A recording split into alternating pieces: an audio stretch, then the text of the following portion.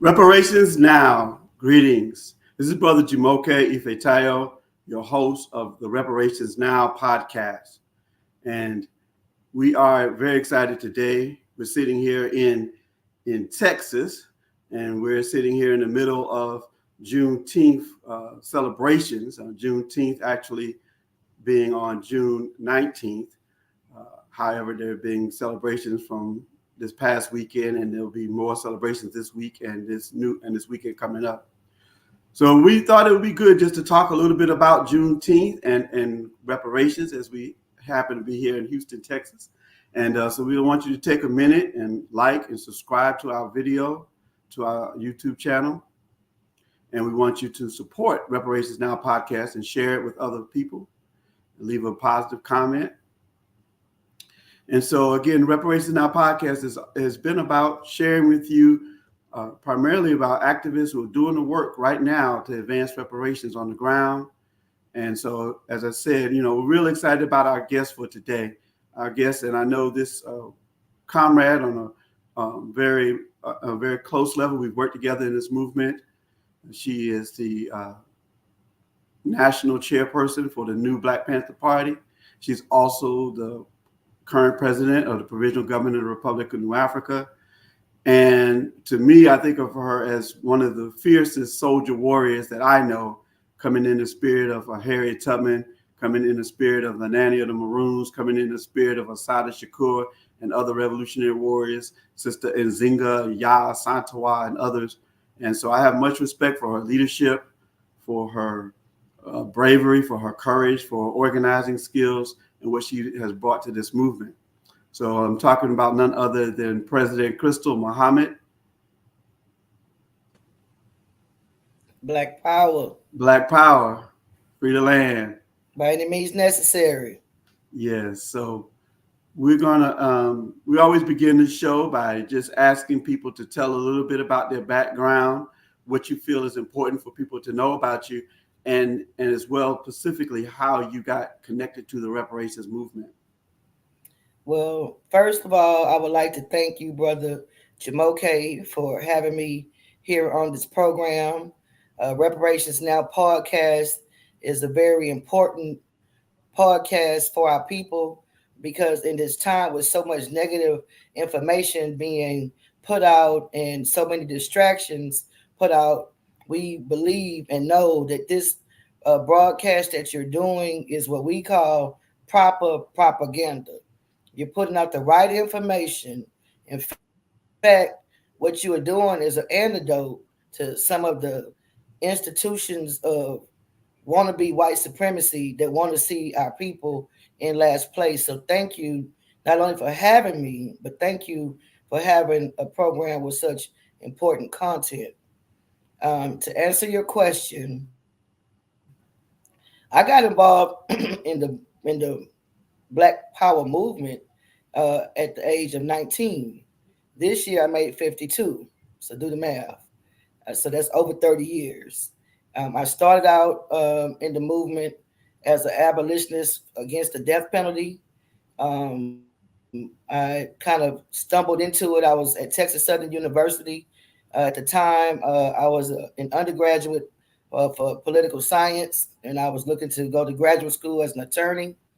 I wound up taking some courses at the Center for Advanced Legal Study and becoming a paralegal. And I was working for some Black attorneys. I've always been pro-Black.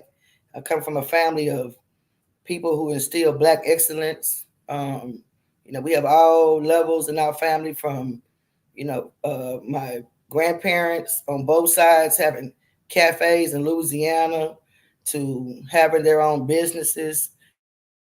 Coming up in a time in the 70s where say it loud, I'm Black and I'm proud was the culture.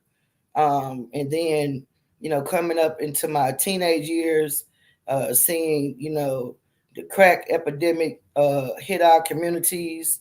And I was catapulted into the movement by circumstances of what was going on in my communities around me. I literally got jumped into the movement, I would say. I was at a meeting at Texas Southern University where they were talking about Malcolm X, and I was here in college and had never heard about Malcolm X. That was something that was not taught in the schools. I was in college and I started learning about the Black Panthers, and I was like, wow, this is something we never were taught in school. And so at Texas Southern at that time, it became a wealth of information. There was a lot of great people came on that campus. Dr. Mario Bedelli, Kwame Ture, Marvin Van Peoples, KRS-One. It was like all kind of people were coming on to the campus, and it was awakening my consciousness. But there was a particular program I was studying where the National Black United Front was hosting a program talking about Malcolm X. And so the things that he was saying, it resonated with me. And I noticed that those brothers had on bow ties, and I would see some of the brothers with the suits and bow ties in the hood selling papers, and I put two and two together, like, okay, that's what Malcolm X went to. So I started going to the National Black United Front, who were the people that hosted the Malcolm X event, and I started going to the Nation of Islam, because that's what Malcolm was at. And then I would also go to this black bookstore at the Shrine of the Black Madonna, and that helped open up a lot of knowledge. I just was reading everything I could find on blackness. Um, and so, with that being said, these three institutions within the black community of Houston, the National Black United Front, the Nation of Islam, the Shrine of the Black Madonna, became very instrumental in helping to develop me as a freedom fighter.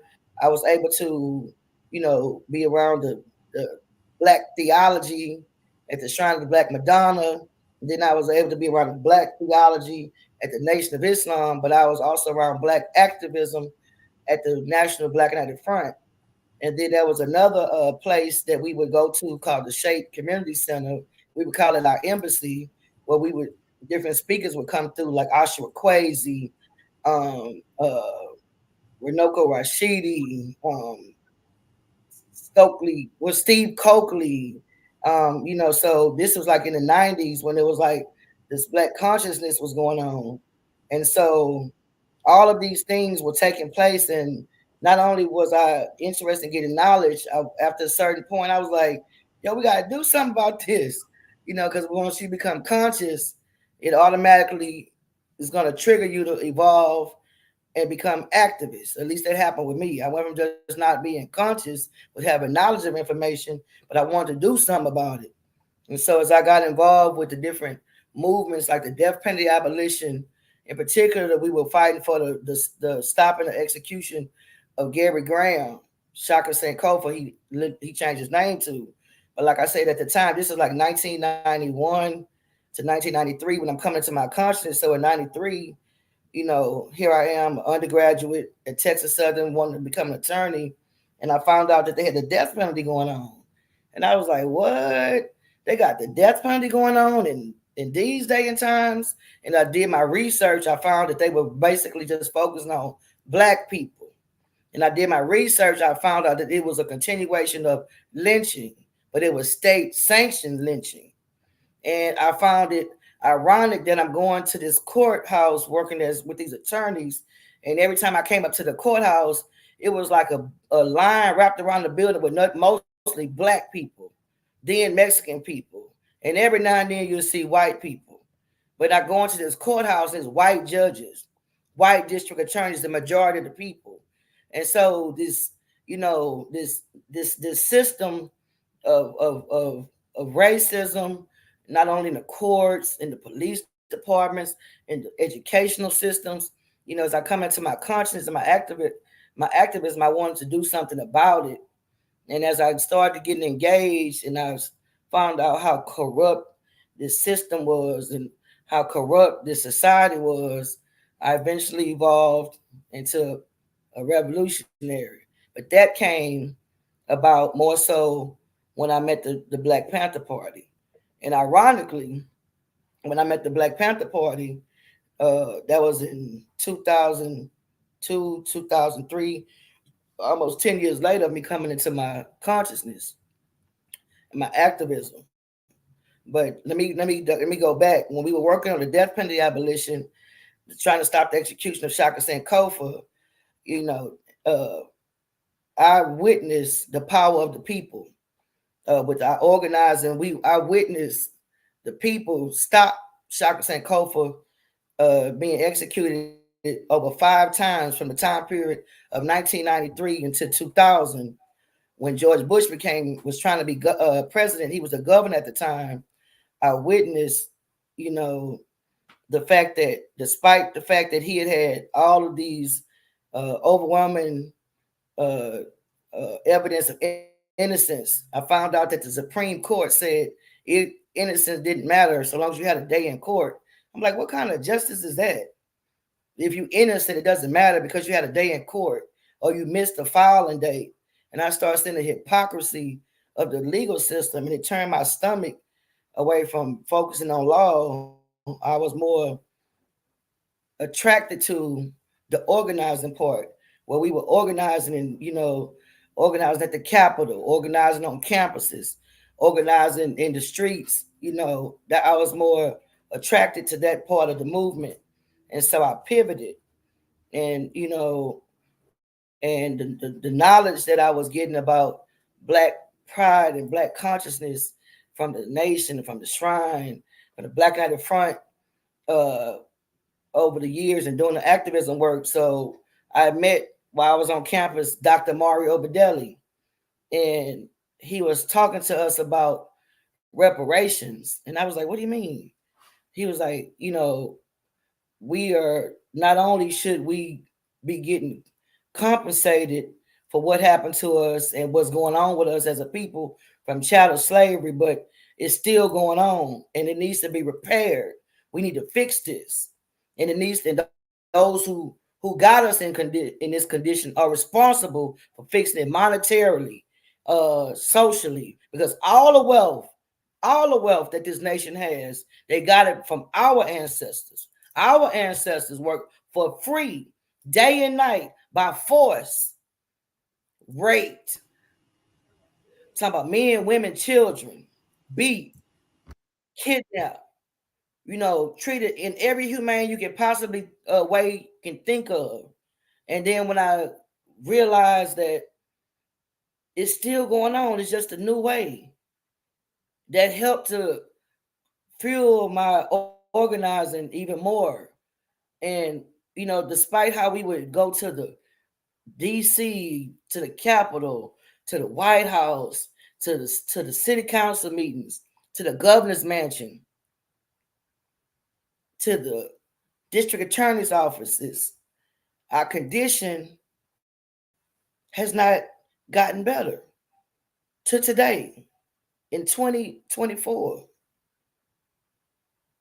we are under constant attack, and it's by the same people who enslaved our ancestors, their children and children's children, who have benefited from our ancestors making this the richest and most powerful country on the planet. It didn't just happen because of white intelligence. No, it happened because of the labor, the intelligence of our people. When I was studying about our people, I learned how we built the pyramids, not only in Egypt, but here in America. The Olmecs, the Mayans, those walls had Black people on the walls. When I learned and studied that everywhere on the planet, you go to Cambodia, you go to Bosnia, they had pyramids, and it was Black people on the walls. So as I became involved in activism, fighting for justice for many different causes, it's always stayed in my mind, and it stays there now, that one key thing that has to happen and must happen is reparations. And another thing, what we have to understand is we're not free, brothers and sisters. We are still being governed by, answering to, and ruled by the same people who enslaved our ancestors.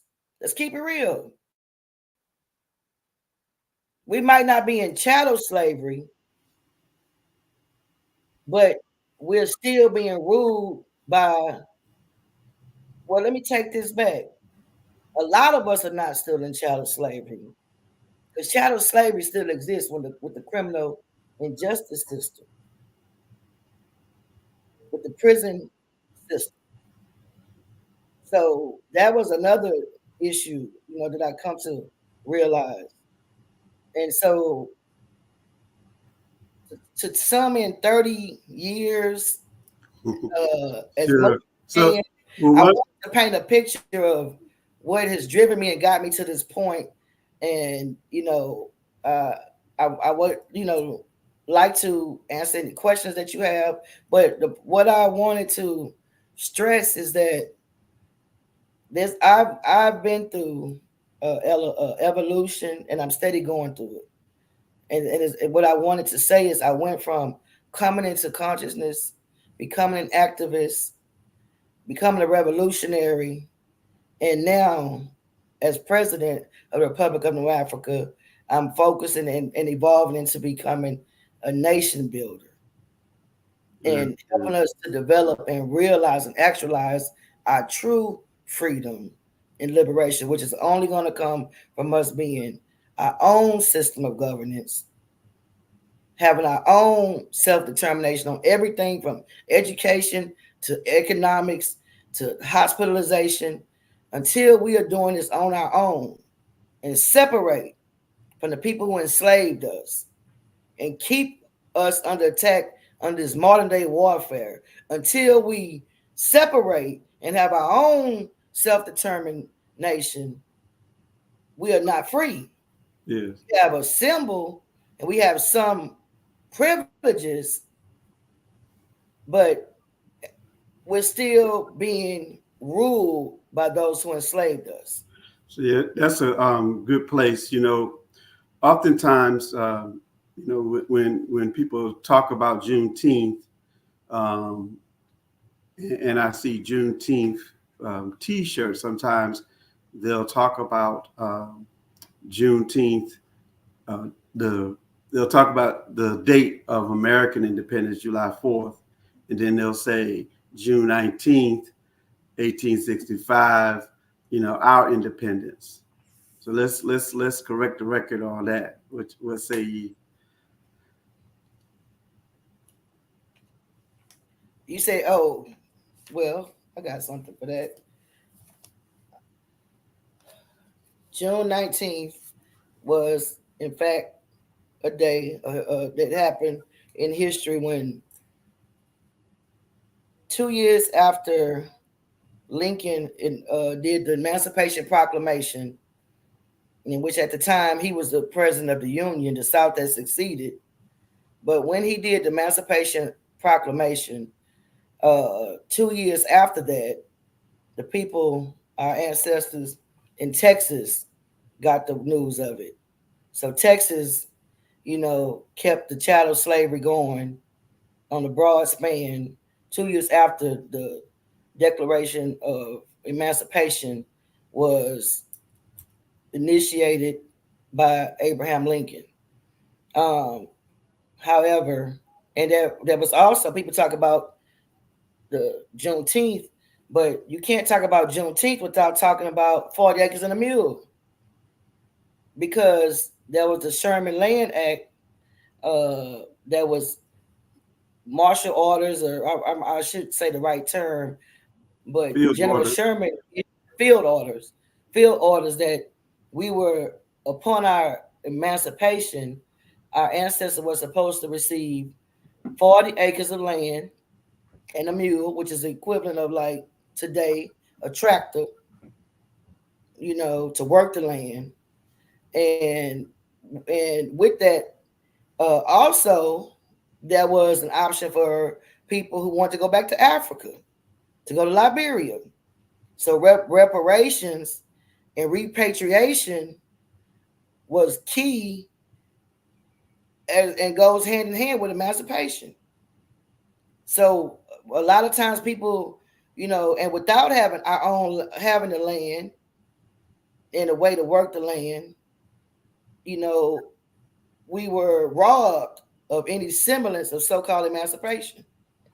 Because what wound up happening after I'm again running a lot of stuff into one time, but after the Emancipation Proclamation, Lincoln was murdered, and was it Johnson came in, vetoed it, the so-called privilege that were given. But but also what was initiated and what came into effect was the Ku Klux Klan. And the Ku Klux Klan came into effect at that time because their role, one of their key roles, was to drive our people off that land. And also, some black men had taken offices because of the so-called, now you're part of this system, and they went into the halls of Congress and snatched them out and lynched them. Black people who had started building townships and building black economics were the ones that were targeted for lynchings. This is when the lynchings busted out, because before 1865, we were considered a valuable commodity. Are Yes, sir. you going to go and lynch your NFL player that's bringing you money? Are you going to go lynch your top, field workers that's bringing you money? That was rarely the punishment. You might have, of course, they did it to install fear, did other horrific tortures for us to see, but the lynchings were not a epidemic before the 1865. And most of the people who were targeted for lynchings were black landowners, black business people.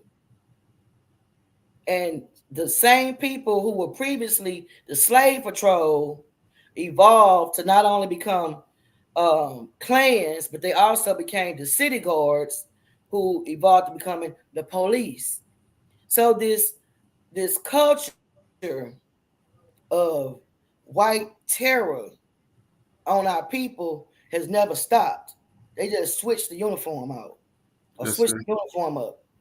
And so I'm saying that to say, when we talk about reparations, we talk about Juneteenth, you can't really, we should not, we need to make sure that we infuse land and self-determination and reparations with Juneteenth if you really want to talk about getting free, because we're not.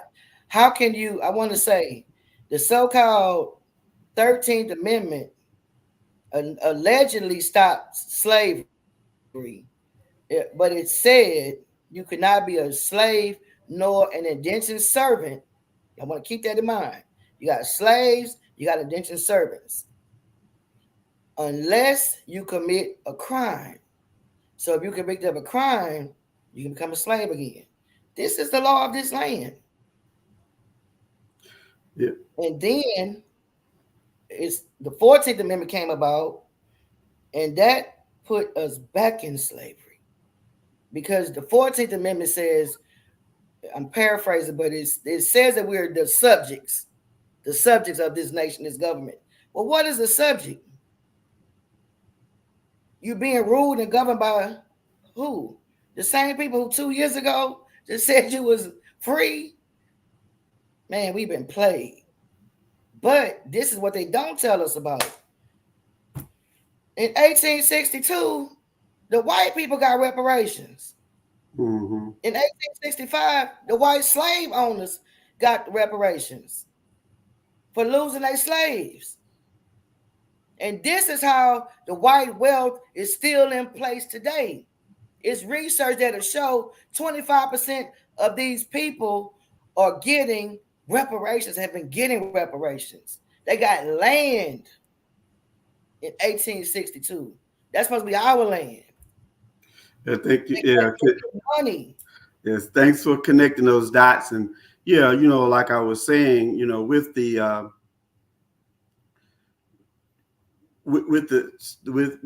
well, actually several things, but with the independence dates, I just wanted to make that distinction, which is, it was an emancipation, so-called emancipation, as you brought up, because 13th Amendment is really what officially ended slavery, but still unofficially ended slavery because of the clause that you just referenced. However, what the point I wanted to make was that, July 4th was a day where they actually celebrating their independence from Britain and from colonial powers, and able to set up their own country and their own government and their own and everything, whereas opposed to we were just let off the plantation. And then even that, I was just doing some research before the show, wasn't even a smooth transition, because sometimes, you know, uh, even some of the plantation owners, because we talk about most people talk about the speech that Granger gave, but there's still people had to leave after that speech and go out to the further, reaches and further rural areas in other plantations that still didn't get the news, right? And then many times the plantation owners would actually uh, regulate how, when and where they could tell them about their emancipation, and even some of them made them continue to work until, say, the crop season was over. Then they would let them go. And it was also, I just, was just reading, just about the fact that the Confederate soldiers who were still kind of like, like January 6th was still kind of running around as a renegade force, even though the war was over. And they even, stole some money out the Texas Treasury. And so they were going around terrorizing, our people as they were leaving the plantation or getting this news of so-called emancipation. So it was very complicated. Like you mentioned, the lynchings and all of that was very complicated. It wasn't just a smooth transition in America. And it's still, like I said, even today, it's still, we're still living with the vestiges of the enslavement period, and the fact that, like you said, someone could be in prison and be used for prison labor or slave labor. Yeah. So I was just wondering, growing up here in Texas, what were your experiences, or did you learn about Juneteenth? Being going to public schools and living here in Texas. Um, I moved to Texas as a child from New Orleans, but I would go back and forth. And my family also has land in northern Louisiana, and so honestly, in school, we didn't learn about Juneteenth. Right. Think about it. Juneteenth is in the summer. They didn't even. The only time we talk about anything black in school is in February. Okay, Mm-hmm. and it was like, as I learned, it was like the first black did this, the first black Right. did that. That's pretty much what we learned when I was in school. Right. And unfortunately, even now, with this quote unquote critical race theory, I don't know what they're teaching in school now. But when I was in school, we didn't learn about Juneteenth. I learned about Juneteenth through my family, but it was more like a day when they would talk about it, but it was no official celebration.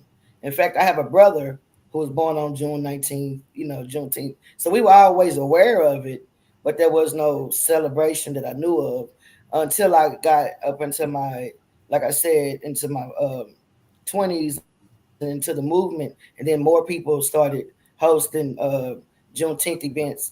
But quite frankly, it needs to be not only hosted as a day, but we need to use this opportunity to really politicize and inform our people as we're, talking about Juneteenth.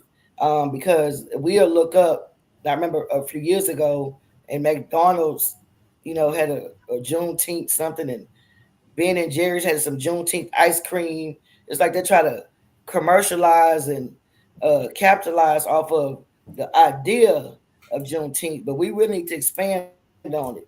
See, it was announced. They said it was announced 2 years later in Galveston, Texas, the Juneteenth announcement. But I don't know if people know that even after that, the last county to even so-called release people from slavery was Waller County, where Prairie View is, where Sandra Bland was murdered at. And so even after that, the announcement in Galveston, it still took a while. But brothers and sisters, I just gonna keep it real. We're still in captivity. That's just bottom line. And this whole notion of I want to come back to. I said I want to come back to slaves, and indentured servants. See, the system of indentured servitude still exists, but now we voluntary indentured servants. An indentured servant is somebody that works to pay off a debt. And the way this capitalist system is set up, we volunteer to work off to pay a debt.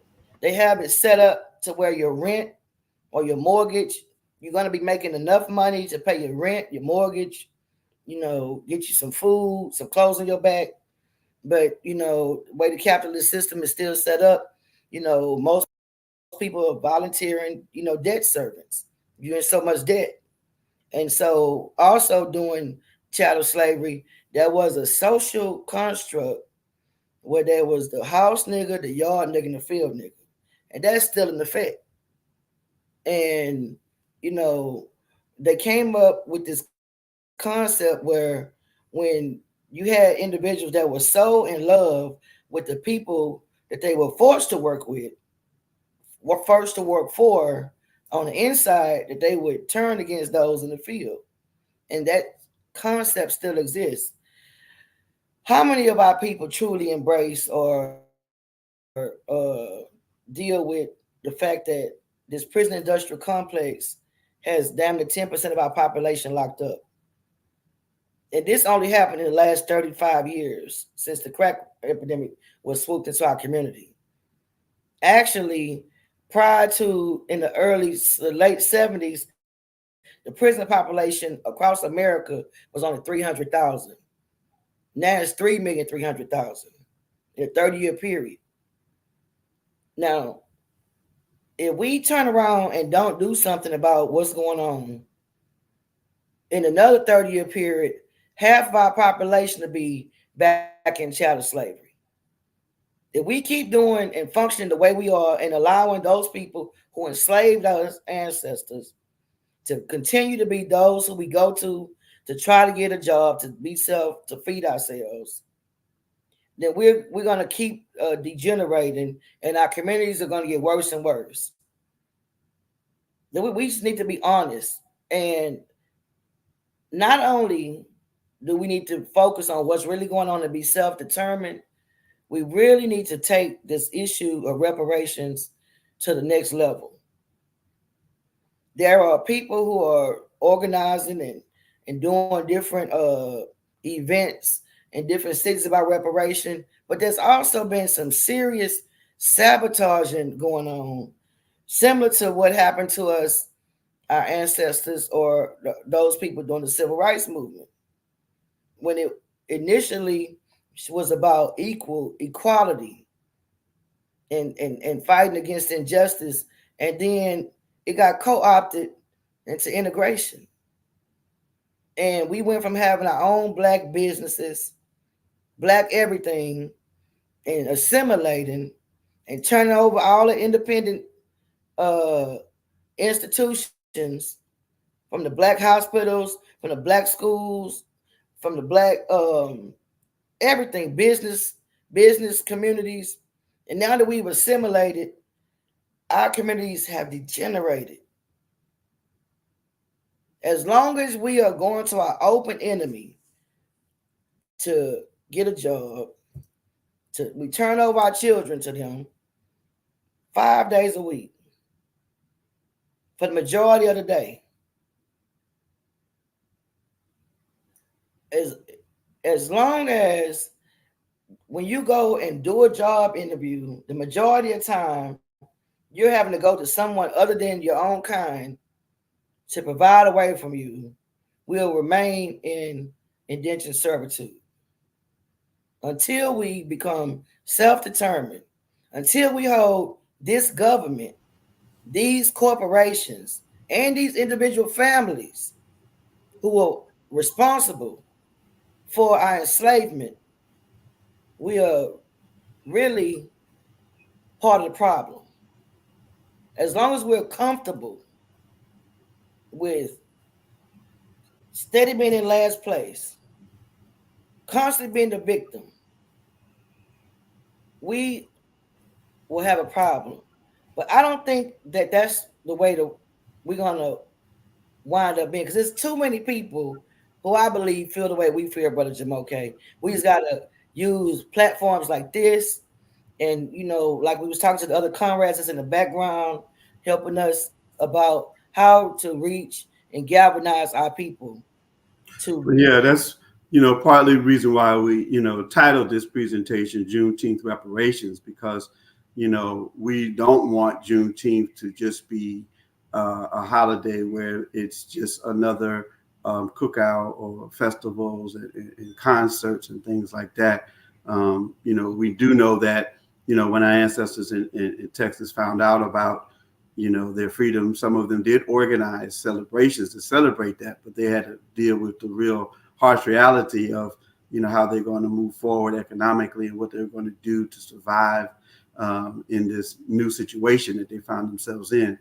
And so many of us in this movement are arguing that really doesn't even make sense to have a conversation around Juneteenth without having a conversation about reparations, because they just go hand in hand. So really want to just have to work harder to do our due diligence and organizing, as you just mentioned, in terms of how we get to our people, to get them to really understand that. And even some people even believe Juneteenth, the holiday, was actually given as a way to diffuse and take some of the steam out of the reparations movement, which was really building at that time. And they said, well, let's just give them this Juneteenth holiday. I was, just realizing, again, looking at some notes earlier, that, the Senate unanimously voted for Juneteenth. Every Democrat and every Republican voted unanimously for Juneteenth to be a federal holiday. That's amazing. And only 14 Republicans out of the House didn't. So out of I think it's 400 and what is it? I forgot. It's like 450, I think, people out of between Congress and Senate, and out of that only 14 detractors. So it's interesting. We have to look at that. But let's do this. We'll do a little shift here at this point. Can I say one thing right quick about that? Sure. Of course they would, because it's an illusion of inclusion. It's an illusion. Mm-hmm. As long as you got people barbecuing and tap dancing and happy-go-lucky Negroes, white folks love that. If you throwing the ball, bouncing the ball, hitting the ball, you're not a threat. If you singing, dancing, hula hooping, playing and not focusing on what's really counts, of course they're gonna pump that up. But when you start combining the conversation of emancipation, reparations, repatriation, and really dive off into that, that's gonna be on us to do. So we gotta continue to have programs like this. Last year for Juneteenth, we did a 12-hour reparations teaching, That's which right. was very powerful. And people tuned in from 9 a.m. to 9 p.m. Nobody dropped off. So that shows you that our people want the information. It's on right now, Brother Jamoke, it's on our watch. Mm-hmm. Like the elders, they can got us to this point, and we got to take it and run with it. And then we got to be holding back like in the marathon race, holding back to the next generation behind us. The next young brother says, okay, y'all got to take it and just run this thing, because y'all know. And I want to say this about Black people, because whatever we do, we're gonna do it. We're gonna do it. So we have to make reparations in Juneteenth. We have to turn the volume up and force our people to really click. We got to tie it together. It can happen. We're doing it. It's going to happen. The paradigm shift is shifting as we speak. We just got to keep pushing it. We cannot let them water it down and switch the narrative like they did with the civil rights movement. Yes. So, at the beginning of the show, we talked about you being president of the Provisional Government of the Republic of New Africa. And so in terms of Republic of New Africa, for those who are not familiar with it, a group of activists came together, or they actually back then they were called militants, in March 1968 to move on the idea of creating our own government, our own nation state. And they began to create a government. And that's a flyer she's holding up from that conference, original flyer from that conference that was held in 1968. And that formation, one of the first things that they did, and we'll do a whole show on the RNA as we rightfully should, but we just want to maybe briefly touch on your involvement in the RNA. Like I said, I was getting ready to say one of the first things that they did was a reparations petition. And actually the idea of us having our own sovereign nation carved out of the United States is a reparations demand in and of itself. And reparations was referenced specifically in the Declaration of Independence for the Republic of New Africa. So you could just like you to share a little bit about your involvement with the Provisional Government of the Republic of New Africa and how you continuing, like you said, to carry that baton that our elders started, our ancestors and elders, some are still alive, back in March of 1968, and really even before that as well. Yes, sir. Yes, sir. Yes, sir. Ooh, time moving. Yes, so time is moving. The Republic of New Africa was formed in 1968. In 1968, our ancestors declared our Declaration of Independence from the United States government, from chattel slavery, from the people that enslaved us. Can y'all see that? I'm trying to see. Which way to go? Okay. Over 500 black people came together in 1968 at the peak of the Black Power movement during the Civil Rights movement, and they declared our independence, and they claimed the 5-state territory of Louisiana, Mississippi, Alabama, Georgia, and South Carolina. 5-state territory. These 5 states are the areas that have the highest concentration of black people per capita.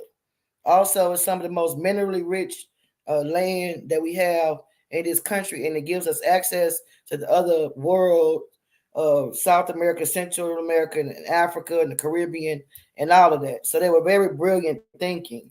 But as far as our Declaration of Independence, these were people who came together like Imari Obadeli, Gaidi Obadeli, Betty Shabazz, several Robert Williams, Queen Mother Moore, several brilliant people and minds came together to declare our independence. Now, during, as I mentioned, this is during the 68. So there was always a movement amongst our people, and let's not get it wrong.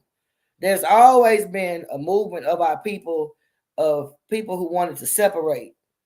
There's always been, since the days of chattel slavery and before, there's always been freedom fighters. Let's not get it twisted. There's always been freedom fighters. So these freedom fighters came together, some of the most brilliant minds you can ever think of, and they declared our independence. And this happened on March the 30th through the 31st of 1968. And they drafted this document in the Constitution. I got a copy of this from former President General Rico in New Orleans, but they brilliantly drafted a constitution. And the Constitution, we refer to it as the Code of Umoja. And it provides us with our own court system, our own legislative system, our own representative system. Whereas a republic, meaning a republic is supposed to be governed by the people and for the people. And the Republic of New Africa was formed in 1968. And there's a lot of history to it, and it does need its own show as it relates to it. But I was elected president during a special election in March of this year.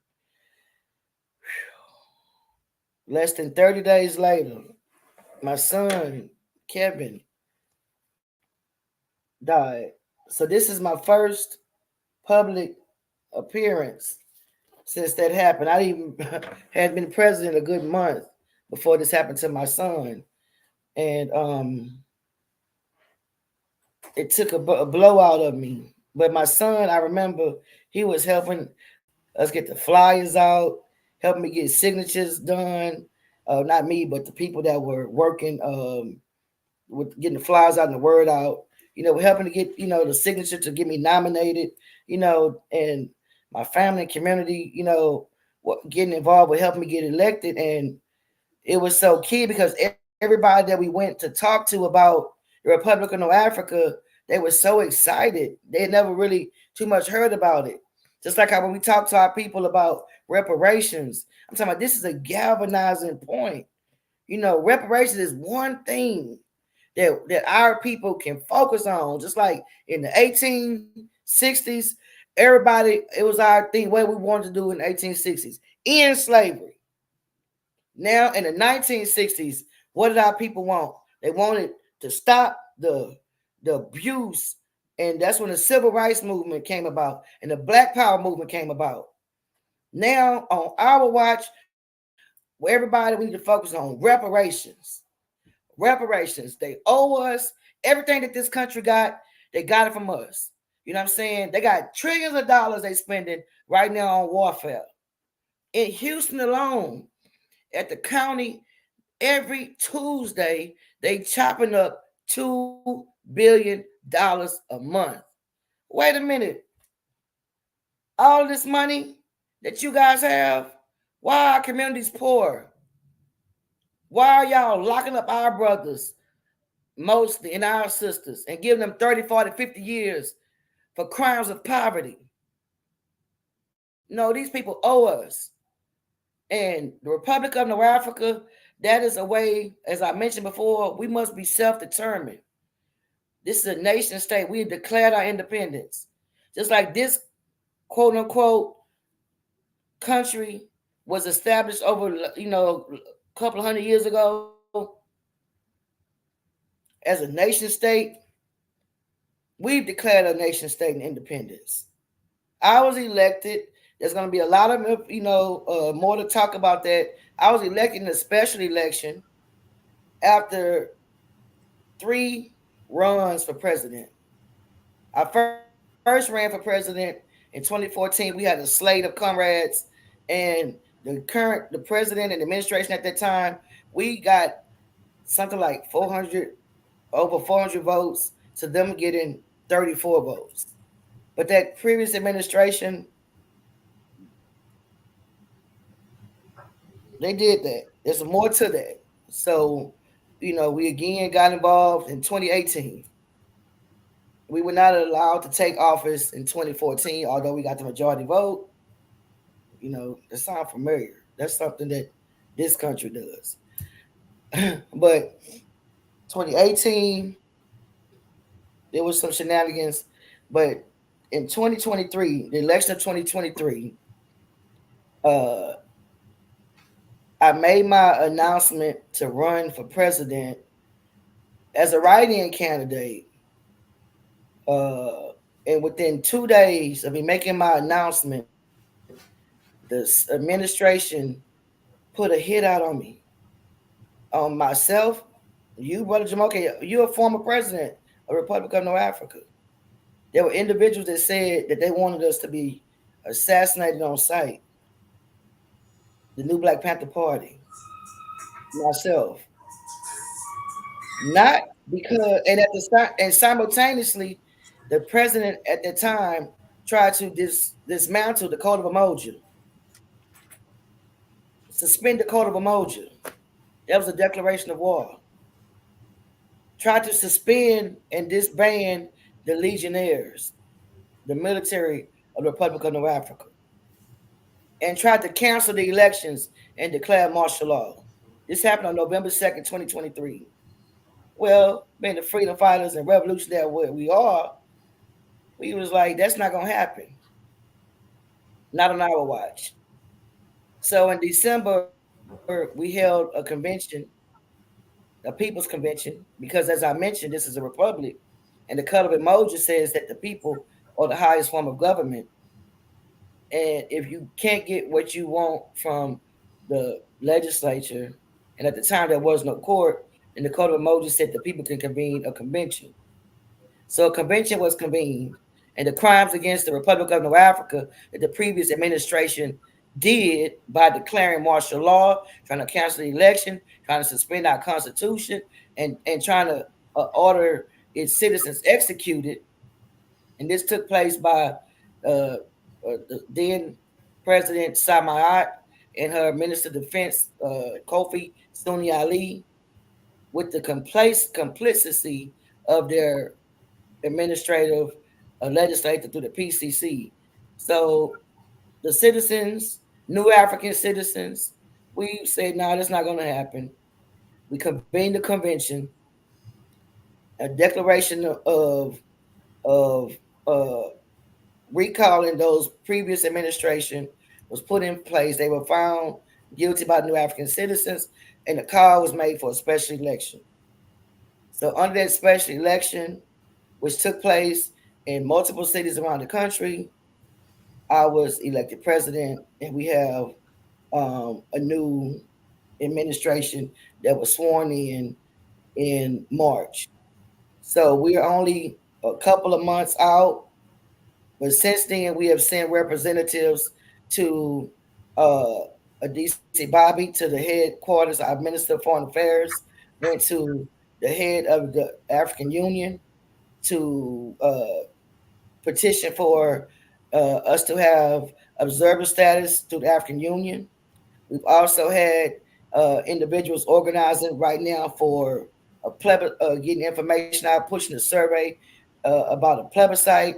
And in every city that we're in, we're in the mode of launching several reparations initiatives via referendum.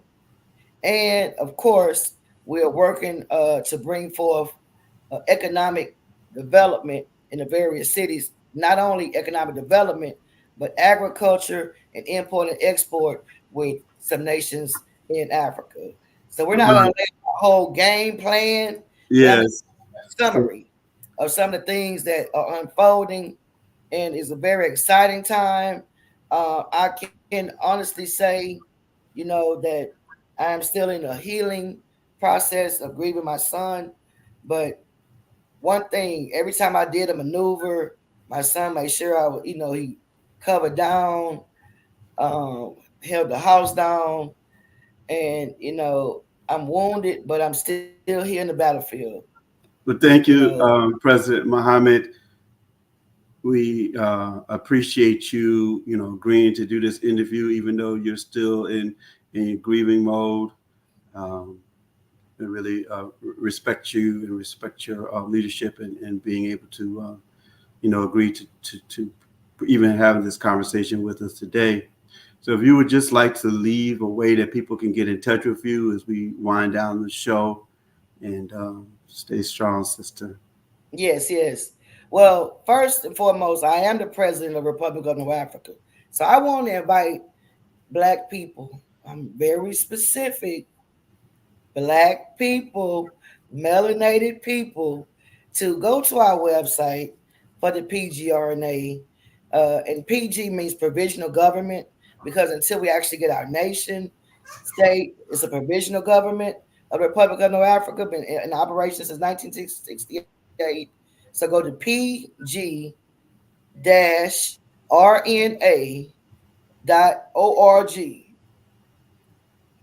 Excuse me. pg-rna.org, and email us and let us know you want to get involved with the Republic of North Africa. We need new African citizens to get involved. We All are right. also, as a national chair of the New Black Panther Party, we are recruiting freedom fighters. We want, fields. If you got a militant mind state, we need defense people. If you got a tech mind state, we need people to do tech, STEM. If you go with information, you go with economics. We need you not only for our nation of a Republic of North Africa, but we also want to train you on the ways of freedom fighting in the New Black Panther Party if you qualify. Now, everybody can't be a part of the New Black Panther Party. I'm gonna be clear about that. But if you're black, you are automatically a part of the Republic of North Africa. So to All join right. the New Black Panther Party, you go to nbpp.org. That's N is in new, B is in black, P is in Panther, P is in party.org. If y'all notice, both emails end with org because we must organize. You got it? pg-rna.org. Every black person that's listening, go to that website, find out about the PGRNA, get involved. Thank you, sister. Go to NBPP.org. Black Power. Black Power. Yes, yes, yes. All right, now. Thank you for listening to Reparations Now. This program is brought to you, sponsored by Reparations United. Again, we encourage you to subscribe to our channel to find out when we will be doing future shows. We ask you to like and share our channel out to your friends and family. I want to thank Chairwoman Krystal Muhammad, President Krystal Muhammad, for her work and her giving us time today to interview her as we sit in the middle of Juneteenth season in Houston, Texas. And my name again is Brother Jumoke Ifetayo. You can get in touch, and we're streaming this across various platforms. And if you'd like to get in touch with us directly, you can reach us at reparationsnowpodcast@gmail.com. And reparations now, reparations now, reparations now.